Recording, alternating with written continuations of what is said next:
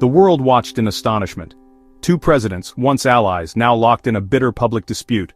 On one side stood Ukrainian President Volodymyr Zelensky, a former comedian turned wartime leader. He was thrust into the global spotlight when Russia invaded his country in 2022.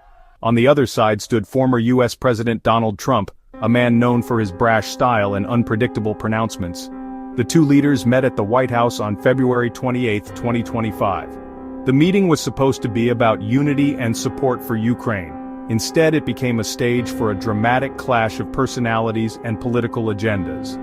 The tension was palpable from the start. Trump, true to his nature, didn't mince words. He demanded Zelensky negotiate a peace deal with Russia, even if it meant making concessions. The message was clear: end the war on my terms or risk losing American support. Zelensky, however, refused to be bullied. He stood his ground, thanking the US for its support, but emphasizing the need for a just and lasting peace. This wasn't just about territory, he argued, but about principles, about freedom, about the future of democracy itself. The world watched this exchange with bated breath. Here was a conflict that went far beyond the two men involved. It was a microcosm of the larger geopolitical struggle of our time. A struggle between democracy and authoritarianism, between the rule of law and the rule of force. The stakes couldn't be higher. The future of Ukraine, the future of Europe, and indeed the future of the world order hung in the balance. The meeting ended with no resolution, the tension still thick in the air. As Zelensky and Trump left the room, it was clear that this was just the beginning.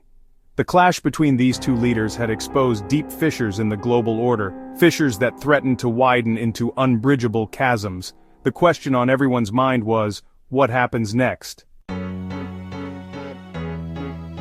Trump's demands were blunt and uncompromising. He urged Zelensky to make a deal with Russian President Vladimir Putin, suggesting that a negotiated settlement was the only way to end the bloodshed in Ukraine.